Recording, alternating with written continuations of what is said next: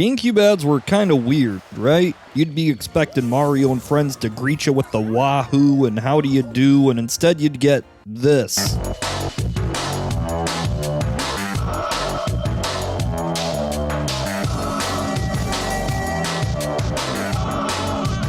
And looking at the different regional ads makes the whole situation even more bizarre. While in North America and Europe we were getting desaturated Y2K edgy TV spots, Japan was getting traditional, colorful Nintendo family fun. And so today I want to take a look back at some of the GameCube's more famous commercials, and also figure out why the GameCube was both marketed as a hip, transcendent gaming machine and also a plastic lunchbox, depending on where you lived.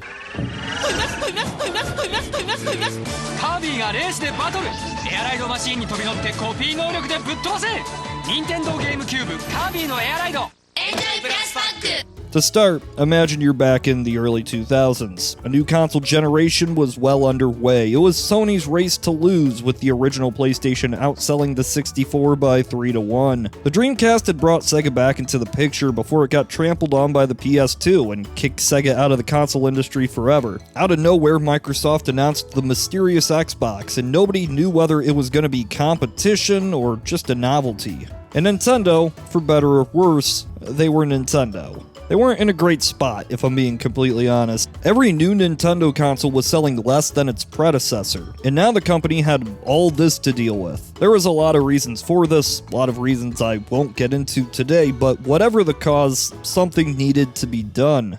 In the 1980s, when Nintendo was rising as an international icon, most home consoles were marketed towards children. Now, I'm not saying that they or Nintendo were only for kids, but this was the primary demographic that was buying these boxes, and the primary demographic that Nintendo's brand was trying to appeal to. You got the TV shows, the toys, the movies, the cereal. Nintendo had done everything it could to cultivate a family-friendly brand identity. But by the 2000s, the average person playing a video game, a gamer as they would say, wasn't a kid anymore. And Nintendo was becoming a niche in this industry it helped create. So, was that it? Did these weird ads pop up because Nintendo knew that they needed to change their image to cater to an older audience? Yes. Out of the gate, the GameCube was trying something different, to a degree that one might call it overcompensating. You'd see Nintendo advertise heavily on MTV or men's magazines. They'd hold these Cube Club parties with DJs, alcohol, and Nintendo games. And the ads for the games, they'd be a far cry from Nintendo's 90s commercials. They'd often start with a live-action shot of an actor bewildered by something, like a fight or a TIE fighter, and they'd go into a cube and they'd see gameplay of whatever was being advertised. One of my favorites is this Luigi's Mansion ad.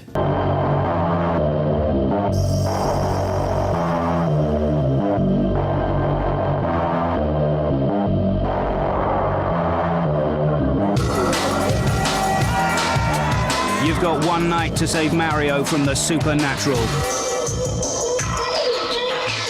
This game will scare you silly. Luigi's Mansion, only on Nintendo GameCube.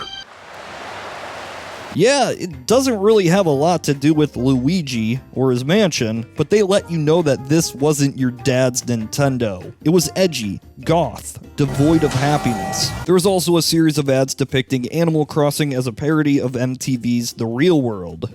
I just been fishing, seeing some pals.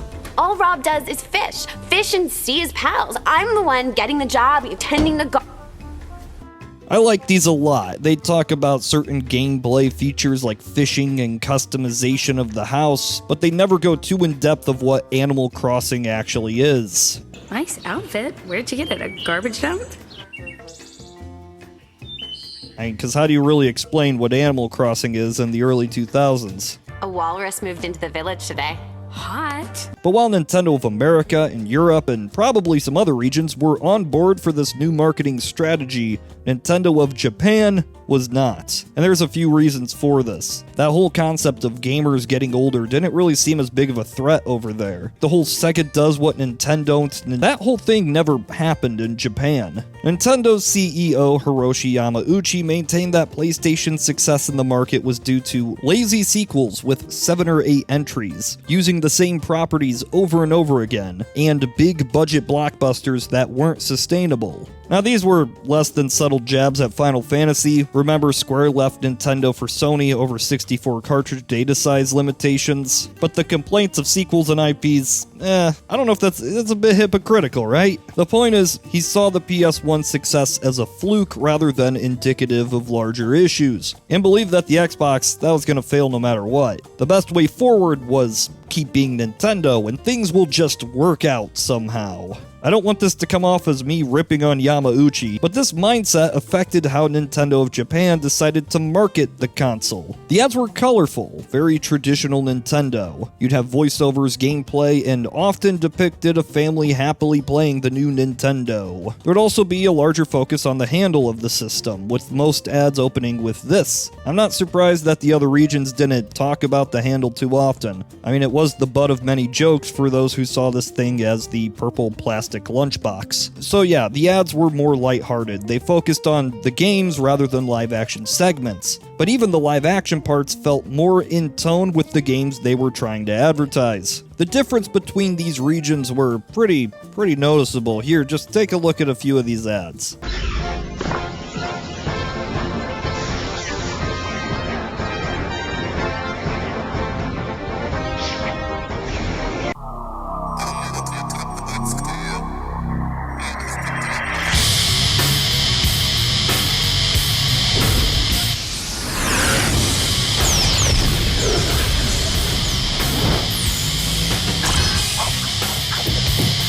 A planet that only knows fear. 赤ピクミンは火に強い。青ピクミンは溺れない。黄ピク。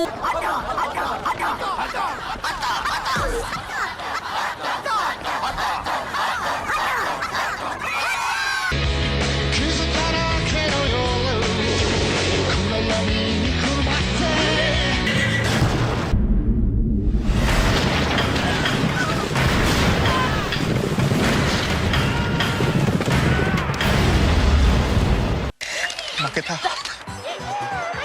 パーティーはおしまいだ。勝ち負けじゃないよ。楽しまなきゃ。 Popping, jaw-dropping GameCube action with Mario Party 4, where good friends go at it, live and uncensored. So did it work? Not really. Nintendo in Japan was already set in their ways, and maintaining the status quo was never gonna work out. And in North America and Europe, fully changing Nintendo's image from kid-friendly to trendy hip millennial was gonna be tough. While many ads were weird and unexpected for Nintendo, they still had to advertise to kids. The world of special place. Cherish life and never waste. Everyone loves a sunshiny day. We're gonna keep it that way. That's clean is better than dirty, and dirty's meaner than clean. Nintendo claimed the system had outperformed both the PS2 and Xbox at launch, which was technically true, but only because they produced more and shipped more units than the competition. This was 2001, and even if Luigi's Mansion and Super Monkey Ball are highly regarded today, they were competing with the likes of GTA 3 on the PS2 and Halo on the Xbox. I do like to see Nintendo's budget going up for some of these. The Metroid Prime ad, that's pretty good. Decimated. Exterminated.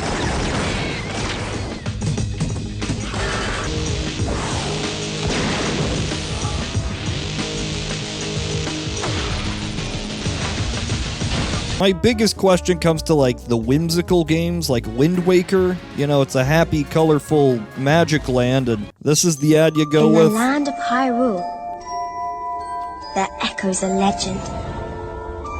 A legend held dearly by the royal family.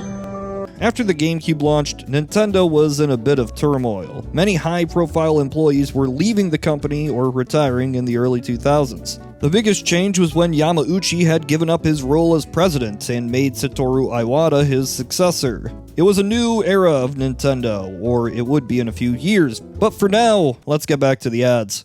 A new advertising campaign popped up around 2003 entitled Who Are You? The slogan would appear at the end of ads that depicted a real-world person that was turning into the video game or something. I don't know, it's advertising. I really do love the costume Mario and friends in live-action setting. This Mario Party one, it's perfect. Such a vibe. A lot of the Mario Party ones are great. Why did you find are you afraid of the gorilla? Think you stand a chance against the big boys? Do you have a girlfriend? Will your brother be on your team? Do you really think you can win? I think what we're all looking for is, do you have a stance on anything? You probably remember the famous Mario Kart ad. You know, it's the people in the airport and they're doing the Mario Kart. Yeah. As far as I can tell, Japan hadn't changed its marketing too much in the GameCube's later years. The biggest difference in ads was having more live-action elements not directly related to gameplay, much like the other regions. 毎年マリオパーティーで勝てない。でも、今年は特訓したから今までとは違うぜ。おい、今年のマリオパーティーはミニゲームは全部新作なんだって。新作？しかもマイク付きだって。マイク？There was also a series of Mario commercials that used a guy in a Mario costume. Not like this Mario costume, like he was a guy dressed as Mario. Luigi was there sometimes as well. They're definitely charming, and while I prefer Mario's depiction as a lifeless husk, I applaud the effort to do something different. As far as I can tell, the segments were called Hot Mario Bros. Not sure if that's lost in translation, but there it is. 男のロマン。いらっしゃいませ。レースと俺の生き様。お客様。任天堂ゲームキューブマリオカートダブルダッシュ。ホットマリオ。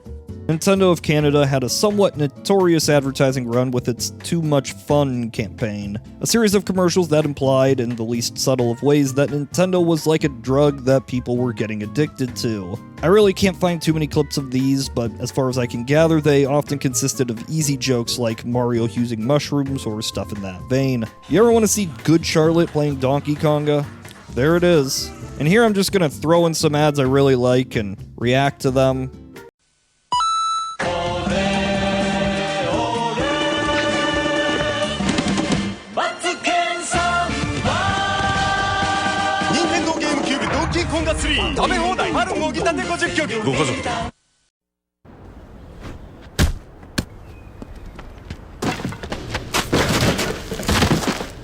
The GameCube had a solid 5-year run with some great titles, but for all Nintendo's efforts, it also continued the trend of selling less than its predecessor. The PS2 outsold it 7-1, and it even lost to the newcomer Xbox. Was that the marketing team's fault? No, probably not. I think the GameCube ads did the best they could with what they had to work with. It wasn't perfect. Looking back, it feels even a bit unfocused. They wanted to appeal to an older demographic, but also needed to rely on the ads that kids would enjoy. If anything, the brand's image just got kind of watered down. You can't break 20 years of brand recognition with a few weird ads and a few big games, and even if you did, two major competitors now filled that gap in the market. Nintendo was changing from a company that viewed themselves as toy makers into the video game company that everybody could enjoy. The GameCube had elements of both, but it never really seemed to come together. And that's what makes these ads so fun to rewatch. It's a wholly distinct style that Nintendo wouldn't really return to, but it was fun while it lasted.